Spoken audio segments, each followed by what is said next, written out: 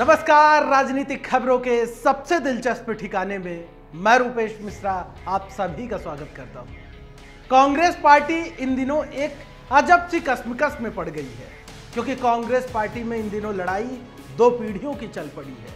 यह लड़ाई यंग बनाम ओल्ड की है, और यहां पर जो गौर करने वाली बात है वो ये है कि सचिन पायलट और अशोक गहलोत के बीच सुलह का फॉर्मूला इजाद करने वाले लोग ही अब आपसी रार में फंस गए हैं। कैसी है ये रार और किस ओर जाएगी अब कांग्रेस पार्टी, इसका निर्णय तो अभी तक नहीं हो पाया है, लेकिन जिस प्रकार से बवंडर के संकेत मिल रहे हैं वो जरूर बता रहे हैं कि कहीं ना कहीं पूरी ही कांग्रेस पार्टी के लिए एक बड़ा खतरा है।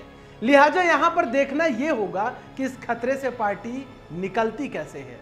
पूरे मामले को समझने के लिए सबसे पहले देखिए हमारी खास रिपोर्ट। इसे वक्त का तगाजा कहिए या फिर समय का फेर, लेकिन ये कटु सत्य है कि देश की सबसे पुरानी कांग्रेस पार्टी अब पूरे देश में दो धड़ों में बंट चुकी है। पार्टी के ग्रह नक्षत्र इस कदर बिगड़े हैं कि पूरी पार्टी में ही बवंडर मचा हुआ है। अभी राजस्थान कांग्रेस में मचा बवाल थमा भी नहीं था कि नेशनल कांग्रेस में जंग छिड़ गई। हालाते आलम यह है कि पायलट गहलोत की सुलह कराने वाले दिग्गज नेता अब आपस में उलझ पड़े हैं। दरअसल कांग्रेस पार्टी की सबसे मजबूत बॉडी यानी CWC की आज बैठक बुलाई गई, और उस बैठक में राहुल गांधी के एक बयान से बवाल मच गया। कांग्रेस के 20 से अधिक नेताओं के हस्ताक्षर वाले एक पत्र पर पार्टी में विवाद छिड़ गया है। यह पत्र 7 अगस्त को लिखा गया है, जिस दौरान कांग्रेस पार्टी पायलट और उनके 18 विधायक साथियों को वापस पटरी पर लाने की कोशिशें कर रही थी।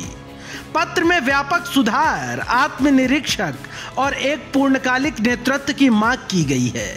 इसी पत्र को लेकर कांग्रेसी नेता राहुल गांधी ने बैठक में आरोप लगाया कि जिन्होंने इस वक्त चिट्ठी लिखी है वो भारतीय जनता पार्टी से मिले हुए हैं।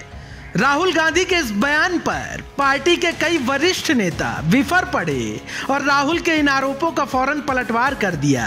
कांग्रेसी नेता कपिल सिब्बल ने बैठक के दौरान ही ट्वीट किया और लिखा कि राहुल गांधी कह रहे हैं हम भारतीय जनता पार्टी से मिले हुए हैं। मैंने राजस्थान हाई कोर्ट में कांग्रेस पार्टी का सही पक्ष रखा, मणिपुर में पार्टी को बचाया। पिछले 30 साल में ऐसा कोई बयान नहीं दिया जो किसी भी मसले पर भारतीय जनता पार्टी को फायदा पहुंचाए। फिर भी कहा जा रहा है कि हम भारतीय जनता पार्टी के साथ हैं। खैर, बाद में सिब्बल ने अपना ट्वीट हटा लिया।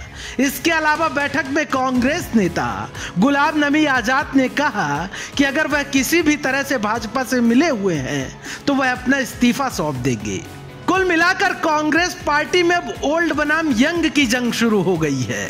एक धड़ा चाहता है कि सोनिया गांधी ही पार्टी की राष्ट्रीय अध्यक्ष रहें, तो दूसरा धड़ा चाहता है कि अब राहुल गांधी को कांग्रेस पार्टी की दोबारा कमान संभालनी चाहिए। लेकिन इन्हीं में से एक धड़ा ऐसा भी है जो कुछ और ही चाहता है। खैर, ऐसे वक्त में यह देखना बेहद दिलचस्प होगा कि पूरे देश भर में अपने अस्तित्व की लड़ाई लड़ रही कांग्रेस ऐसे कठिन घड़ी में क्या फैसला करती है। Bureau report, the fact India.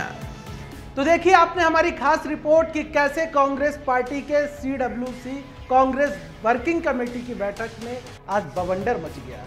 हालात इस कदर हो गए कि राहुल गांधी ने अपनी ही पार्टी के वरिष्ठ नेताओं से कहा कि वो बीजेपी से मिले हुए हैं। उसके बाद फिर कपिल सिब्बल ने कैसे ट्वीट किया, फिर उसको हटाया।